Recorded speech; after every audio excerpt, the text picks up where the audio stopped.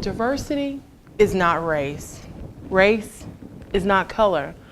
Color is not blind, and blind we are not. We see everything, we engage everything, we make judgments about everything. As executive director of the Office of Institutional Diversity, Equity, and Access at Murray State University, I have worked with diverse populations on assessing and assisting with the moving of the diversity dial to help benefit leaders, future leaders, students, employees, patrons, and the like.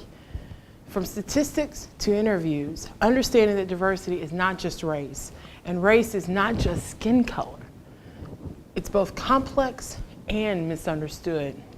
So in this brief span of time that we have, which will serve as a teaser for a longer diversity discussion, whether I initiate that or you initiate that with someone that you're working with, you will be presented with 3 perspectives for reflection. Number 1, diversity is not just about race. Number 2, diversity involves a dynamic duo of connecting and willingness to do so. And finally, number 3, identification of bias. But first, let's unpack these 3 perspectives, beginning with a definition. According to Merriam-Webster, diversity is the state of being diverse, a point of difference, variety. There's nothing about a race of people, and yet when the word is mentioned, people scream race, quota, affirmative action. Diversity is not just the color of skin, but a realization that race is one small component of what makes us different. When I hear people say that they embrace diversity, I often ask them a series of questions. I ask them, how many times do they seek friendships with those who share different values? I ask them about the number of times they use stereotypes when describing someone.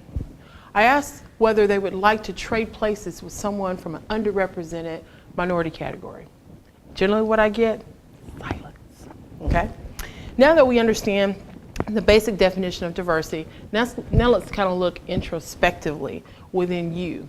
And that term is generally called bias, okay? Bias, according to Google, is the showing prejudice or in favor of or against one thing, person, or group compared with another. Usually in a way that's considered to be unfair. And I don't know about you, but I try not to do unfair. Here's the simple fact about bias. We all have bias because we're different. In terms of diversity issues, we'll never bat 1,000 because we're imperfect human beings who have unconscious thought processes. Kind of like I'm thinking about the caramel snack that I had earlier before I came. Okay, unconscious bias, all right? That are in motion daily, which leads us towards this whole development of pockets of prejudice. Yes, pockets of prejudice. Prejudice doesn't happen in a day, but it happens daily based upon the things that we do, most of the time unconsciously. These unconscious pockets of prejudice can lead us towards behavior that is unkind to others without having any real intent to do so. These are things that will naturally develop in daily life. We're so fearful of the notion that we may in fact have a bias that we take a tonsil approach, which is to say that either you have tonsils or you don't. So our reactions are dramatic and that of disbelief when someone says, hey, your bias is showing. We often react with, no, you don't understand. I had my bias removed in 1996 and immediately went out and rented the movie Crash to take care of that. The reason we act in this manner is because we operate on the basis that I cannot possibly be biased because I'm a good person. We operate on that good paradigm, which is fine, but having a bias doesn't inherently make you a bad person, okay?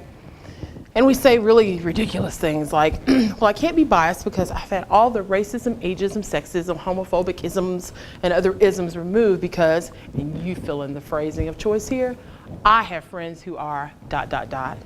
I've never said a racist thing in my life ...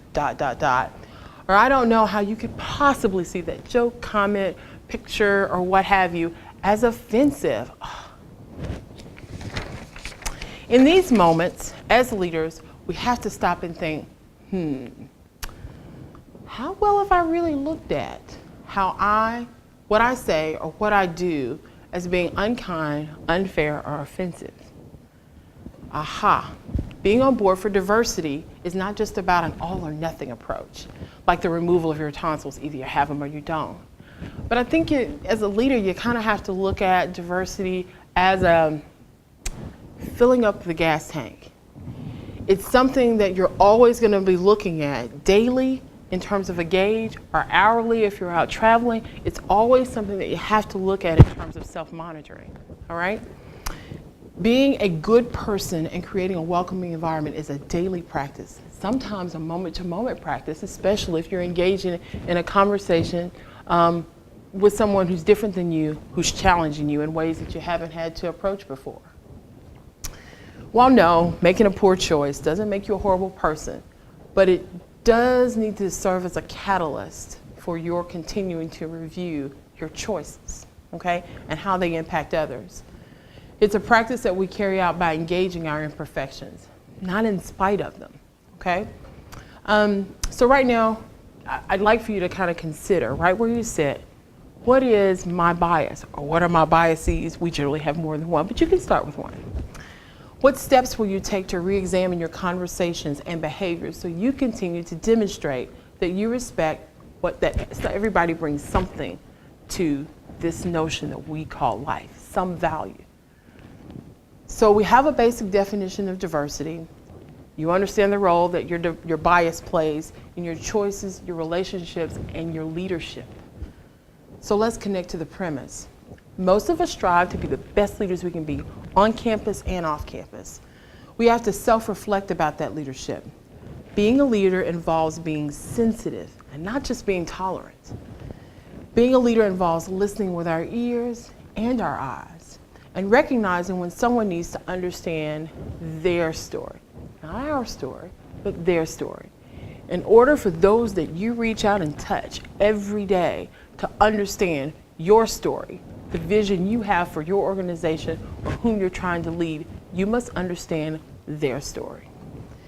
As leaders, we have to be able to make connections, and that can't happen until we are ready to make those connections. And making those connections means stepping outside that proverbial box. Educating oneself reaches beyond a study abroad class during the summer.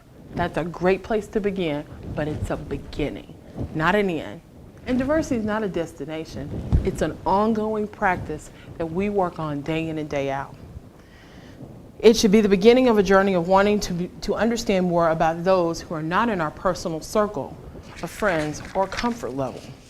Being a leader involves a willingness to step out of our own comfort zone and into the zone of another who does not share our way of thinking, who does not share our way of living or our way of learning. In fact, they want to be accepted just like you do. Diversity is not just a race or a definition. It's a connection.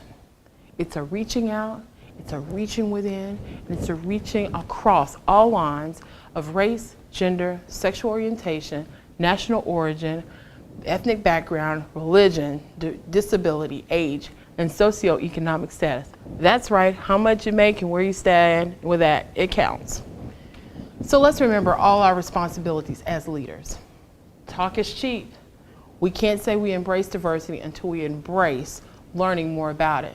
So let us learn, let us grow, let us reflect.